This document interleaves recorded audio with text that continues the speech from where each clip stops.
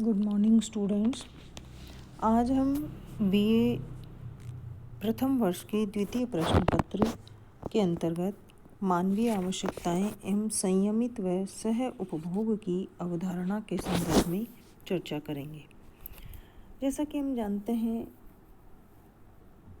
मानव जीवन का ध्येय सुख प्राप्त करना होता है। शरीर, मन, बुद्धि व आत्मा का संपर्क सुख ही समग्र सुख कहलाता है। इस सुख की इच्छा से ही व्यक्ति पुरुषार्थ या कर्म या कार्य करता है। तब सुख की इच्छा आवश्यकता का रूप धारण कर लेती है। आवश्यकताएं चतुर्विध है। धर्म, अर्थ, काम व मोक्ष को विराट पुरुष की आवश्यकताएं कहा गया है। चतुर पुरुषार्थ मानव की संपूर्ण आवश्यकता एवं समग्र विकास की संपूर्ण प्रक्रिया है। भारतीय चिंतकों के अनुसार उनके समय में आवश्यकताएं बहुत ही सीमित एवं सरल थी। उनकी धारणा थी कि मनुष्य का कल्याण अधिकतम संतुष्टि अनंत आवश्यकताओं की पूर्ति में नहीं, वरन आवश्यकताओं एवं इच्छाओं के परिसीमन एवं नियमन या न्यूनता में ही निहित है। हमारे साधु संतों एवं ऋषि महर्षियों का आचरण इसी का प्रतीक है। प्राचीन भारतीय दर्शन में आवश्यकताओं को सीमित रखने और उनको धर्मानुकूल बनाने का प्रयास था। प्राचीन भारत में आवश्यकताएं सामान्यतः अन्न, वस्त्र, मकान, चिकित्सा व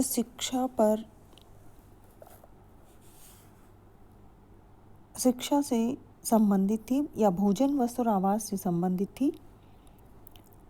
वेदों में मनुष्य की प्राथमिक आवश्यकताओं अन्न, वस्त्र, मकान, चिकित्सा व शिक्षा पर विस्तार से चर्चा की है। मनु ने इन आवश्यकताओं के उपभोग के साथ साथ यह भी निर्देश दिया कि कौन सी वस्तु उपभोग्य है और कौन सी नहीं। अति उपभोग को मनु ने अस्वास्थ्यकर, आयुनाशक, स्वर्ग व पुण्य में बाधक एवं लोक निंदित माना है। प्रजा की प्राथमिक आवश्यकताओं की पूर्ति करने का दायित्व राजा का था। महावीर के अनुसार इच्छा आकाश के समान अनंत होती है। यह धार्मिक एवं अर्थशास्त्रीय दृष्टि से सत्य है। अर्थशास्त्र के अनुसार मांग से आवश्यकता का क्षेत्र अधिक होता है।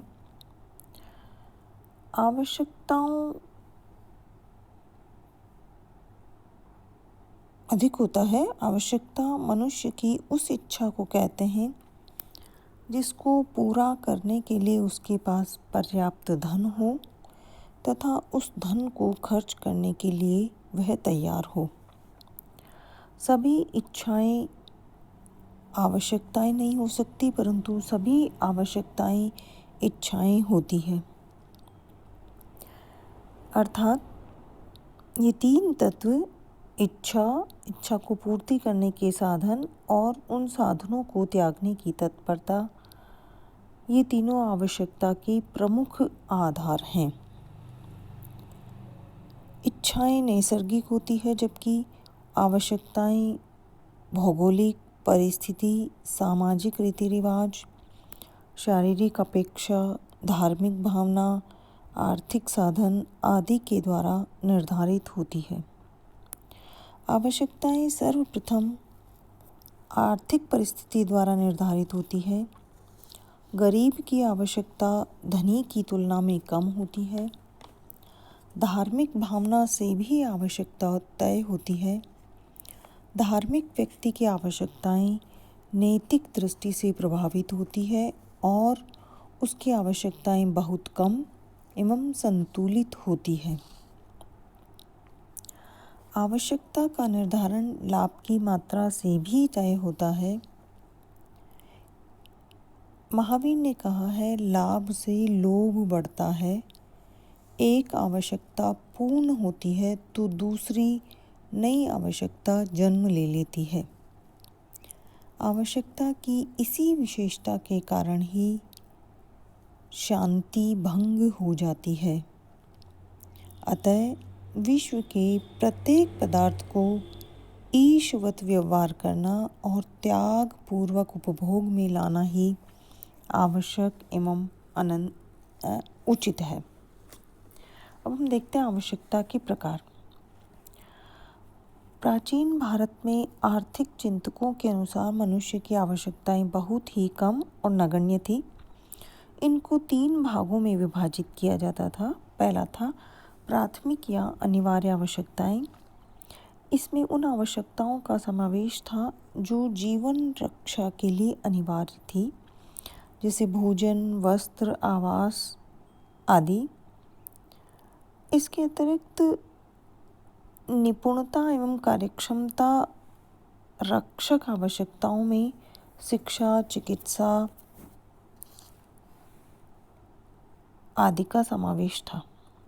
फिर आती है आरामदायक आवश्यकताएं। इसमें उनका समावेश है जिनकी पूर्ति से मनुष्य को आराम एवं सुख की अनुभूति होती है और ये भी समय, स्थान और परिस्थितियों के अनुसार बदलती थी। तीसरी है विलासिता की आवश्यकताएं।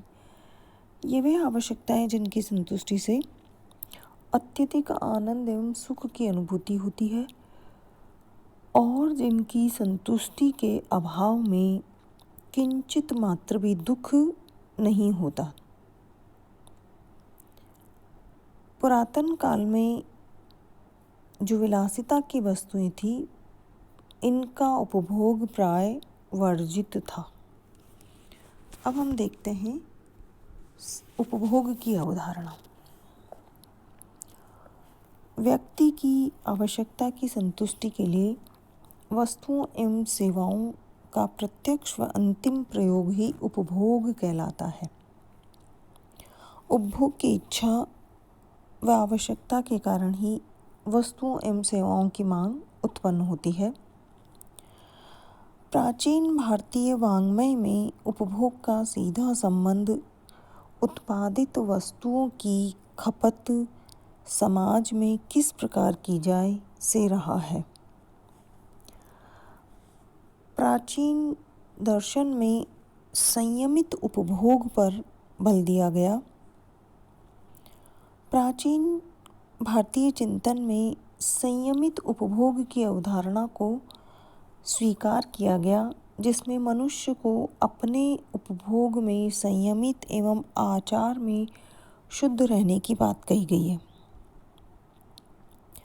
धनोपार्जन के साथ उसका वितरण अर्थात धन के उपभोग का शास्त्र सम्मत मार्ग भी बताया गया है। जीवन निर्वाह के लिए विविध सामग्री का एकत्रण और उपभोग इच्छानुसार न होकर आवश्यकतानुसार अर्थात न्यूनतम करना ही न्यायोचित है। काम की तृप्ति को अग्नि एवं समुद्र की तरह असंभव मानकर संपत्ति के द्वारा अमृतत्व प्राप्ति की आशा को व्यर्थ जानकर व्यक्ति को उपभोग में संयम बरतते हुए संतोष धारण करना चाहिए, क्योंकि संतोष को ही परम सुख माना गया है। इसीलिए 100 हाथों से अर्जन एवं 1000 हाथों से बांटने का निर्देश दिया गया है। अथर्ववेद में पूर्ण परिश्रम से अर्जित धन को पूर्ण उदारता के साथ लोक कल्याण में व्यय करने का निर्देश है। अर्थ की महत्ता न्यायपूर्वक अर्जन एवं नीति पूर्वक उपभोग में ही देखी जा सकती है। सीमित आदान अर्थात प्राप्ति एवं असीमित विसर्ग अर्थात त्याग भारत की विशेषता है और धर्म धारित अर्थोपार्जन व मोक्षान्मुखी कामोपभोग ही यशकर मार्ग है, ऐसा भारतीय चिंतन भारतीय दर्शन है। संयमित उपभोग से तात्पर्य जो आयु, बुद्धि, बल, आरोग्य, सुख एवं प्रीति को बढ़ाने वाला तथा स्वभाव से जो मन को प्रिय है, गरम, तीखे, दाहकारक, दुखकारक, चिंता और रोग को उत्पन्न करने वाला आहार, ऐसा उपभोग वर्जित माना गया है। मांस एवं मदिरा के उपभोग से परे रहना धर्मानुकूल संयमित उपभोग की श्रेणी में आता है और इसलिए यह भी इनका जो उपभोग है वो भी वर्जित रहा है।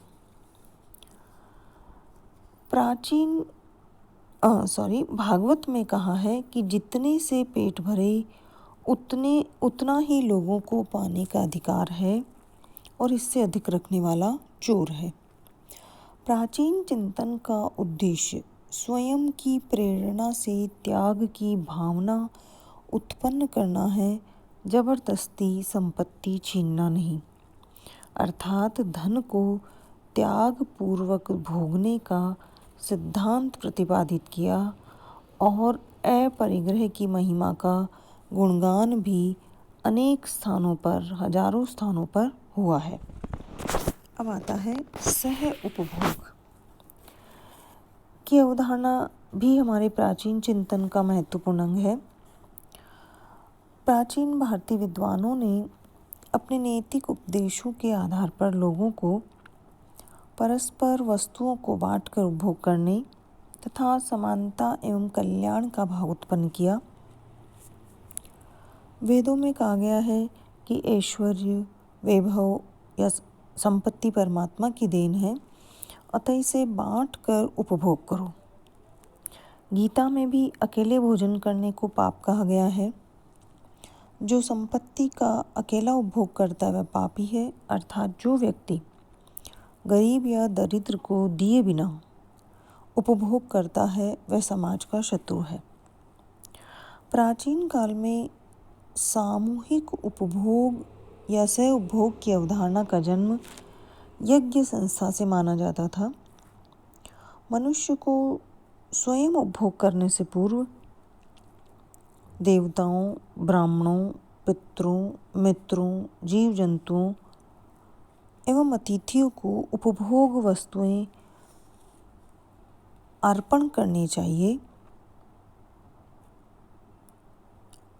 आचार्य शुक्र ने सह उपभोग के संबंध में स्वयं के परिवार के अलावा परिवारजनों, असहाय एवं असमर्थ के भी पालन पोषण का उपदेश दिया है। वेदों से लेकर पुराणों तक में दान की महिमा का गुणगान यही बताता है कि सबको यथाशक्ति दान करना चाहिए। इस प्रकार सह उपभोग की अवधारणा को विकसित कर समाज में न्यायपूर्ण वितरण द्वारा समानता स्थापित करने की दिशा में कार्य किया। सामूहिक उपभोग, त्याग की भावना के साथ उपभोग एवं आपस में मिलकर खाने से सामाजिक कल्याण में निश्चित रूप से वृद्धि होती है।